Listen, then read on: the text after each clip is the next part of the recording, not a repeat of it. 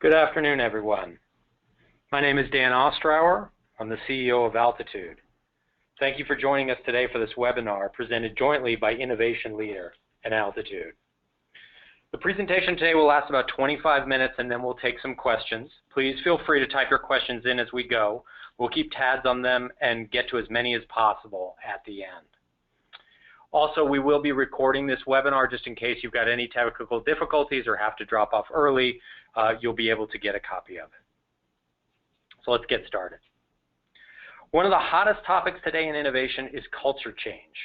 Wholesale change of the fabric of the organization to make them more innovative. It's a great endeavor. It's a noble endeavor. And it can yield fantastic results. But it's also a very long-term project and exceptionally difficult to pull off. We aren't going to talk about that today.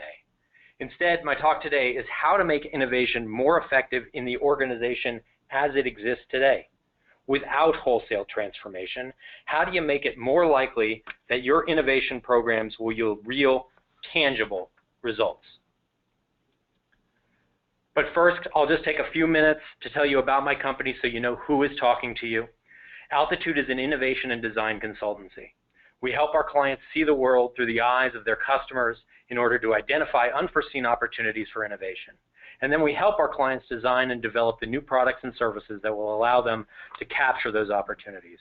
Our clients are folks like you, people in usually large organizations whose job it is to actually deliver successful innovations to market. We are located in Boston. We've been doing this for over 20 years. We have a fantastic collection of creative, ambidextrous, and dynamic strategists, designers, and engineers who work closely together with our clients to bring innovation to life. As I mentioned, the idea I'm going to be talking about today is innovation identity. It's a framework we use for understanding an organization and using that understanding to make innovation programs more likely to succeed. By the end of a half hour together, my goal is to give you the outline of this framework so that you can start to apply it in your own organizations. To illustrate what I'm going to talk about, let's start out with an analogy. Let's talk about marriage. We all know that marriage is about finding eternal bliss and true love. But if we're realistic, we recognize that it's also a collaboration in which couples are trying to achieve objectives. Saving for a family vacation, designing a house together, raising self-confident, happy young men and women. Whatever it might be, together they're trying to achieve things. And those of us who have been married for a while realize that we are much more likely to achieve those objectives if we truly understand our partner, if we can step into their shoes and see the world from their perspective. Innovators, such as yourselves, are in a similar boat. You have objectives and goals to meet. You're trying to create innovations that move your businesses forward, but you are not doing it alone. You have to do it with other people, the organization that you are part of, who may not have innovation as their primary objective. That's the challenge we are trying to solve for. Now, as you know, we're working at a time when innovation is getting unprecedented attention, at a time when innovators are at the peak of their powers and influence. But when I ask innovators, hey, how's it going? How's your work going? I almost always get the same reaction. It's difficult, or it's frustrating. I hear them say that they believe they can come up with amazing new stuff, but they don't always feel listened to. It's incredibly hard to get ideas through the organization and out into the world where they can make a difference, where they can make money. Why? Why is it so difficult? What's not working? Well, to answer that, let's actually start by looking at something that's working pretty well. Over the last several decades, methods have been created and increasingly refined that help us uncover human needs and design creative new solutions to meet them. Solutions that are simultaneously desirable to customers, viable for the business, and feasible to make. This set of methods is called design thinking. It's at the heart of innovation. It's the engine that drives the creation of solutions.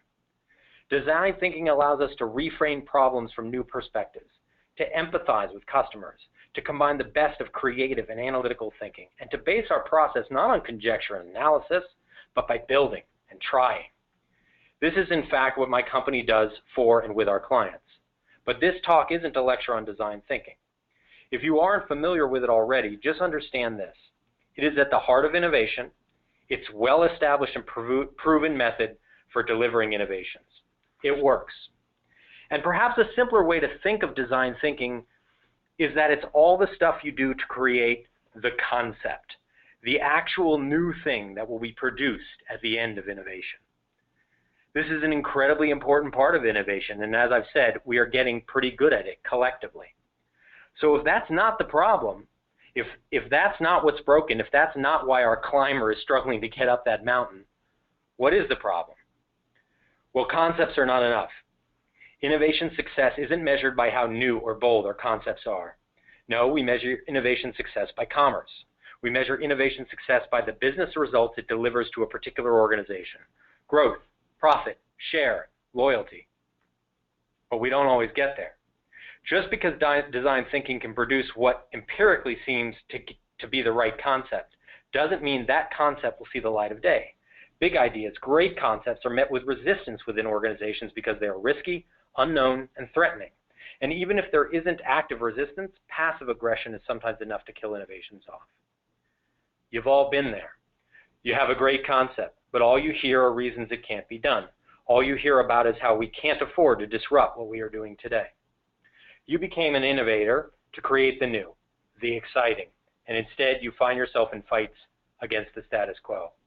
In our experience, great concepts get killed in organizations all the time. That's frustrating, and it's bad for business. What are we to do about this? We need to reverse the paradigm of innovators, the concept people, so to speak, and the rest of the organization, the commerce people, operating in opposition. We need to turn the organization into an ally for innovation. Now, like I said, a lot of organizations are trying to become more innovative through wholesale cultural transformation. That's about making the commerce side of the organization open to concept. That's great if you can do it. But the innovation, the concept side, has a responsibility too. You have a responsibility to understand the commerce side of the business as people and as an organization, and to run innovation in a way that's more likely to lead them to embrace it. You not only have to use design thinking to create great concepts, you have to adapt the design thinking process to the particular characteristics of the organization. And we believe one of the keys to doing that is innovation identity. When I started this talk, I talked about marriage, and we concluded that if you understand who you are partnered with, you will be more able to reach your objectives. The same is true of innovation. As innovators, we are partnered with an organization, and when it comes to innovation, every company has its own personality, its own identity, a set of aspirations, and a way of thinking and acting. The key is to understand that identity deeply. Just like in marriage, if we are able to see the world through our partner's eyes, if we are fluent in how they think and feel, then we can shape the innovation process, the design thinking process, so that concept goes all the way to commerce. So that's the big idea I wanted to share. I'd like to use the rest of the talk to try to show you more about how we do that so you can apply the lessons yourselves. An innovation identity consists of two main pieces. Its innovation ambition and its model for making decisions. Like characteristics of a personality, these are baked into a company. They are part of who a company is. Let's look at each of these pieces of innovation identity and talk about how understanding them can help us go from concept to commerce and be less frustrated doing it. Ambition is a company's starting point for innovation. Ambition is a company's aspiration, what it wants to achieve through innovation.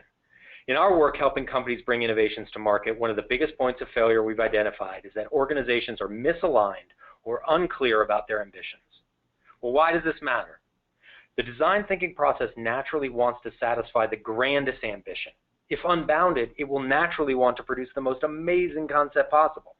This may or may not be the right approach. It needs to be tuned, and ambition is the tool for doing that. Let's see how it works. Innovation ambition is something that's been written about a lot, and I won't cover it all in detail. I want to make one simple point. There are no free lunches. We know that we innovate in order to achieve a reward for the organization. Increased revenue, profit, share, reputation, loyalty, etc. That's what you are hired to do. That's why our clients pay us. That's the y-axis in this chart. That reward, however, is inextricably linked to changes the organization is going to have to make new products, new technologies, new capabilities or processes or partners or business models in order to achieve that reward. That's the x-axis. So reward and change are linked, no free lunches. And that's why there is a spectrum of innovation ambitions from sustaining through to transformational, with dead zones to either side, where the combination of reward and change simply don't make sense. Why is this important? Well, the ambition you are aiming for will affect the design thinking, the concept process. Sustaining innovations will have fairly well-defined timelines and budgets. They will utilize existing expertise and personnel. They will tread well-worn paths. But growth and transformational innovations will have far more uncertain timelines and budgets. They're likely to be larger. They will need to draw on different people, and they are going to have to try new methods and experiments to learn as you go. If we don't know the ambition part of an organization's innovation identity, we can't make the right planning decisions for our design thinking process, and we can't set appropriate expectations about it. I'll give you an example of how working hard before innovation to be specific about innovation ambition can be helpful.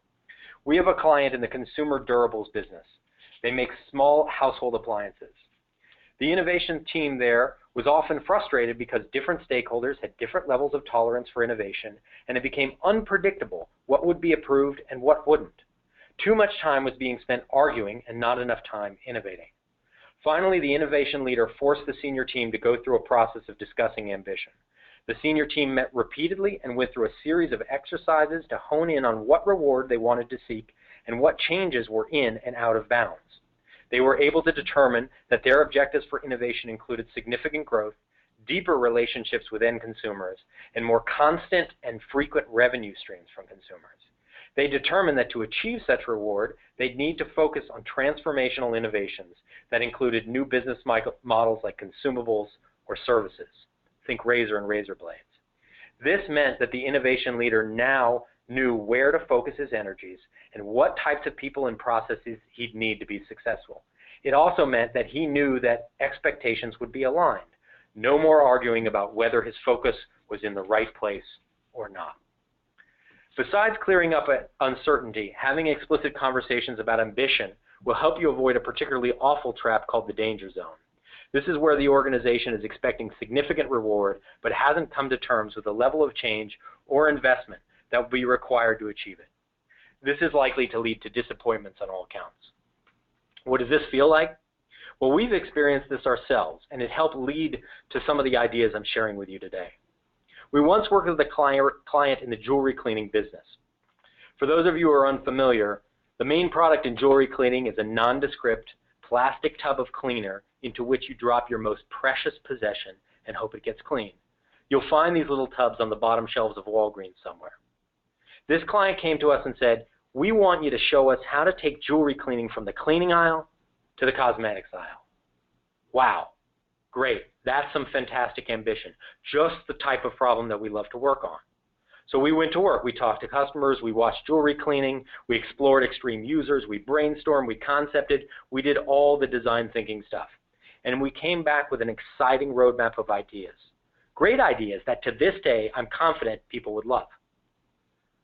To which our client's response was, "We can't do any of those. They're all too big and they're too different." That's the last place any of us want to end up. So today, our first step when architecting innovation programs, design thinking programs for clients, is to ensure that ambition is clearly understood and articulated. We do this through a process of stakeholder interviews and workshops that force early considerations of trade-offs and clear articulations of the reasons for innovating in the first place, and the bounds the organization is or is not willing to cross to get there. You can do this too. It's just conversation. If done effectively, this will shape the design thinking approach and lays the groundwork for an effective innovation plan. But I don't have to tell you, when has innovation ever gone exactly according to plan? Despite the best laid plans, there are going to be moments on the journey in which we and the organizations we are part of are going to have to make choices. And it may not always be clear where the paths will lead. In these situations, we need to rely on the other half of innovation identity. The second half of innovation identity is understanding how organizations make decisions. Have you ever characterized someone by how they make decisions? He makes decisions from his gut. She's contemplative.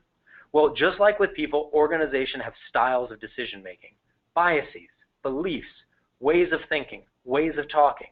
To make our work as innovators as effective and as easy as possible, we want to understand this decision-making style so that we can adapt our innovation process, adapt the design thinking process to it.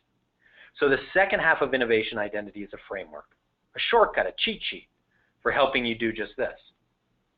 In analyzing our work over the last 20 years, we found that when it comes to innovation, there are three main decision-making archetypes inside organizations. While many organizations may have characteristics of more than one type, one characteristic tends to be dominant. They are data-driven, consensus-driven, and vision-driven.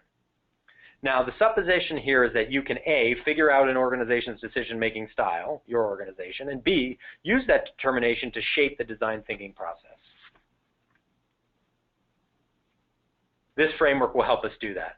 On the left, it tells us the things to look for to figure out about an organization's decision-making identity. These are questions we're asking ourselves and trying to figure out with each client engagement. And you can do the same for your organization. And on the right, these are the parameters of design thinking, or the concept, the tools, the voice, the process that will be adapted by that determination of decision-making identity. We'll also want to look at example organizations for each type. So let's dig into each. If you look around, see a ton of spreadsheets, forecasts, demographic models, quantitative segmentations, and lots of surveys, you probably are living in a data-driven organization. Data-driven organizations want to be right. The fuel for their innovation, the things that gives them confidence to innovate, is evidence. Providing some form of evidence for success will be key to continually moving innovation programs along. You will hear questions such as, how do I know this will make money? How big is the market opportunity? Who has done something like this before, and what were the results? The superpower of these organizations is making high-quality decisions. If they can avoid getting stuck in analysis paralysis, these organizations are capable of seeing opportunity as clearly as possible and making good decisions based on it. These are also the organizations most likely to kill bad ideas quickly. Usually, the big challenge for innovators in these organizations is getting the company to take risks. Innovation is uncertain, and these companies like certainty. They crave it. So what does this mean for how you structure your innovation programs? When we are working with a data-driven organization, these are some of the things we do to tailor our process. First of all, tools. You will need to perform tests and experiments that produce quantitative validation or answers to specific questions. While the consumer research early in the design thinking process is typically qualitative, we'll look to back up our findings with quantitative surveys or concept tests as early as possible. That's not always necessary in other types of organizations. We may also look to secondary research or academic research for findings that support the direction we are headed. Another important tool are case studies and analogies. These send the message, this has been done somewhere else before, and it has the following results. This is very important evidence to build confidence. Also, with such an organization, they'll be looking to have some kind of a financial projection early on and to see it updated constantly. Since early in innovation, such projections are very uncertain, it's important to have ranges and sensitivities, but having some kind of a forecast helps a lot. What about tone? We try very hard to adjust our tone and language system to the client context. You should also adapt your language as well. In this type of organization, the tone is scientific. We are laying out a case and we are proving it. It's important to come across as objective and clear-eyed. If we appear to be emotionally or politically wed to a particular direction, it will undermine our credibility. How about process? We know that design thinking and innovation processes tend to be ambiguous and iterative, especially for more ambitious innovations. But even in those cases, it's important to an organization like this to break the process up into discrete steps and be able to show that each step advances the learning in some measurable way. Keep showing that evidence is increasing and uncertainty is decreasing with each step. For sustaining innovations, this looks more like a traditional stage gate process. If you think about it, stage gates are based on the need for evidence that such organizations require. This archetype often conjures up images of more old-school businesses, such as P&G or GE. In work one of our teams did with a large packaged food company, the work was subject to quantified concept tests and financial modeling at multiple stages all along the way. This kind of requirement for evidence can stymie innovation, but that doesn't have to be the case. Tech companies are turning data-driven culture into the fuel for innovation. Google is very data-driven. They decide on a new category to create, say driverless cars, based on its potential, and then conduct experiment after experiment, prototype after prototype, to gather evidence about risk mitigation and assumption validation. Each cycle is more learning. Netflix was able to find the will and the confidence to produce House of Cards because it had evidence that suggested its viewers like political thrillers, Kevin Spacey, and David Fincher. A consensus-driven organization is a much different beast altogether. Have you ever been in a company that feels like there is a committee for everything, or where you feel like you need to have 10 meetings before the meeting? This may be a consensus-driven organization. Another sign of a consensus-driven organization is an extremely complicated, highly matrixed organizational structure. In fact, such structures are often set up to enable consensus decision-making. Here, confidence comes not from numbers, but from belief and agreement among core team members. The what matters less than the who. What matters is who believes and who agrees. Superpower? If these organizations are able to move things along, they generally emerge highly aligned, committed, and empowered. Everyone will be aligned and in lockstep to make the innovation happen. But innovation is a challenge for these organizations. People involved can get frustrated because it often feels like the process is convoluted and nonsensical. After all, it's following flows of power and influence, not flows of logic, like in a data-driven organization. Also, these organizations can take a lot of time to innovate. They might be slow. Finally, consensus can drive regression to the mean and mediocrity of ideas and concepts. How should innovation processes be adapted to such organizations? I'll be honest, these can be the hardest in which to innovate. We find that our teams need to be the most flexible and adaptive when working with an organization like this. A considerably greater amount of time is spent on socialization. In such an organization, we work hard at the beginning to identify the influential stakeholders and to draw them into the process from the get-go. We often start with one-on-one interviews to get all the opinions out on the table. Another helpful tool are internal crowdsourcing software packages. You don't need the ones with all the sophisticated analyses and quantification, but just something that makes the stakeholders comfortable that the organization is being plumbed for ideas, that it's being listened to. Innovation fairs are another manifestation of the same thing. But let's face it, the basics of socialization, block and tackling, drawing up a draft, walking it around, getting feedback, going back and forth are critical. Sometimes we shortcut some of this with workshops, but in general, we find that you'll need to be doing communication jiu-jitsu. Our tone is also different than in a data-driven organization. It's less authoritative and more about persuading or appealing through consultation and understanding. We spend a lot of time listening and playing back. It's a tricky balancing act making people feel listened to while also maintaining autonomy to integrate only the good information and to reframe where needed. Finally, the process is one of levels of approval. This can vary greatly in structure and formality from company to company. It isn't the steps you've gone through, it's the committees you've gone through that matter. With work some of our folks did for a large financial services company, we quickly honed in on a few key ideas. But to move to the next step wasn't about providing the idea in data, but getting agreement. The ideas were broken down into which division and departments would be impacted. One by one, we'd present the ideas to a group, and a discussion would ensue. Once they'd reached agreement, we'd present that idea to the next group, with the true groups in agreement sponsoring the idea together, and so on.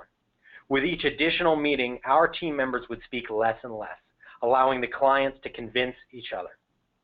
It felt a lot like finding alliances and moving forward. So that's one example of a consensus-driven organization.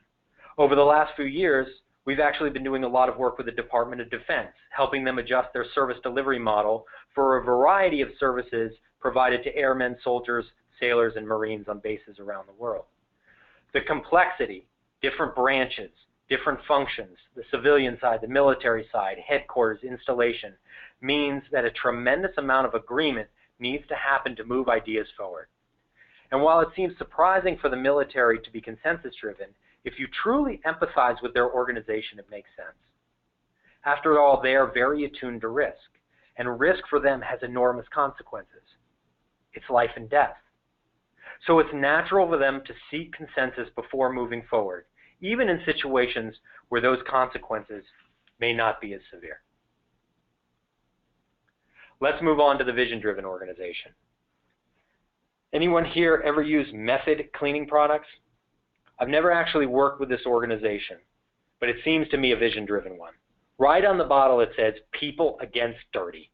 This is a company on a mission. They have a vision for what they want the world to be like, and they are out to make it happen. This is vision-driven. So signs that you are in such an organization are clear adherence to mission. The mission will be powerful, well-articulated, and you'll find it everywhere, even on the bottle. Another sign of such an organization, iconic leaders. Oftentimes, the mission and the leaders are inextricably linked or inseparable. What fuels confidence in a vision-driven organization is conviction with a company's core mission, principles, or brand. The company is looking for directions that truly embody its vision and ideals. To keep an innovation moving, we will need to fuel passion and conviction by tapping into and aligning with core beliefs. The innovation superpower is obvious. These are the organizations most willing to take big bets, to take big risks. Oftentimes we think of these companies as the most innovative. The innovation challenge in such an organization is that people can drink their own Kool-Aid. Risk-taking can be bold, but rationality can sometimes get left in the dust. Was the Apple Watch really a good bet, or did the organization get caught up in its own reality distortion field? When we innovate with such an organization, we spend a lot of time using tools and methods that spark emotions. That's why visualizations, models, and demonstrations are really powerful. You can't rely on just words to capture the essence and connection to vision. And again, tone should be different. In all of our conversations and our presentations, we will be trying to inspire. This is the time for soaring rhetoric. This is where we get to be an evangelist or a statesman. It isn't about being scientific or have everyone be heard. It's about making a grand case. And this is the only organization type in which the big reveal is appropriate. In other organizations, keeping everything under wraps until just the right moment is usually a big mistake. But TDAs can work great in the vision-driven organization. We'll work closely with a small group of insiders to perfect the vision before revealing it. Oftentimes in vision-driven organizations, there will be one or two key players, and the process should be focused on connecting to and influencing them. Examples of organizations like this include Virgin and Apple. We've also done a fair bit of work with Under Armour and find their innovation process to be extremely driven by a strong brand and the personalities of their founders. So in summary, innovation is not invention. It is about meeting objectives. It is a combination of both concept and commerce. The concept piece, using the design thinking process to come up with and develop great products and services by looking outward and listening to customers, has come a long way. We know it works. But in our experience, good concepts are getting killed in organizations. They aren't reaching commerce because the innovation process isn't adapted to the organization. We believe that the key in going from concept to commerce is understanding an organization's innovation identity and adapting innovation processes based on that understanding. I hope you will be able to apply some of these lessons yourselves to make innovation in your organizations more successful and less frustrating. Thank you.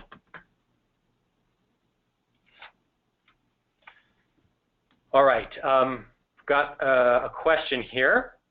For a consensus-driven company, would you advise having a third party sit on a council to make decisions so there is an objective viewpoint available? I think a third party can be very, very helpful. I'm not sure that the third party is necessarily all just about an objective viewpoint. I think a third party can do a lot to help the people in the organization and the key stakeholders see points of agreement, see points of alignment, and push them in different directions.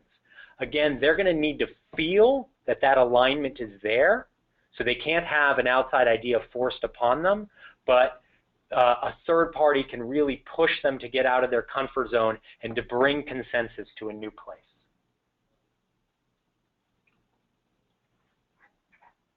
Any other questions?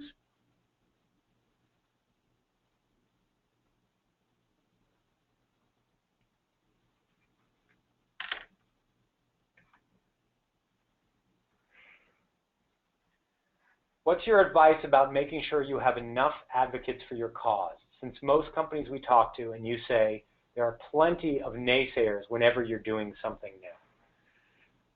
Yeah, I mean, I guess the analogy I often think of spreading innovation through an organization is like building fires, right? Building fires, starting with kindling, fanning them, and getting them to spread. And the best way to create advocates and to have other people spreading the cause is through success. And so it's really about kind of starting small, finding the right thing to work on, picking key people outside the quote-unquote innovation group to partner with and work with so that you get a few key adherents to the cause, and then letting them start to spread those flames. And the more that you can pick you know, the kind of first partners to be people who you know are influential in the organization, the better.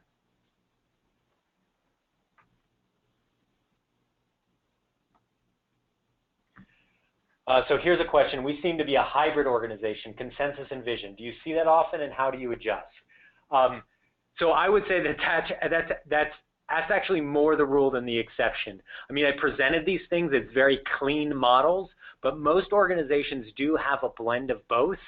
And so you have to do a little bit of blending. So for instance, in a consensus and a vision organization, you're going to be wanting to work through those committees, but using the vision, you know, having tools that are very visual, creating videos, and building alignment by showing adherence to a mission is going to work a lot. We often see, you know, data-driven be an undercurrent in a consensus-driven organization as well, where there's going to be a certain minimum requirement of data that's going to be required. So it's really about looking to these models and kind of reflecting back on them as you're going through a process and sort of saying, what am I seeing around me, and which of these lessons can I apply?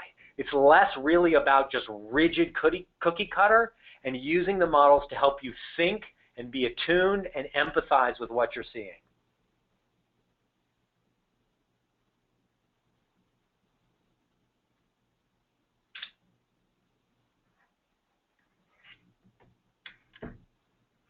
Okay, one more question. Last question. What can create more of a sense of urgency and speed and need to do things now? Startups always have that. Big companies rarely do. So I think if you turn to the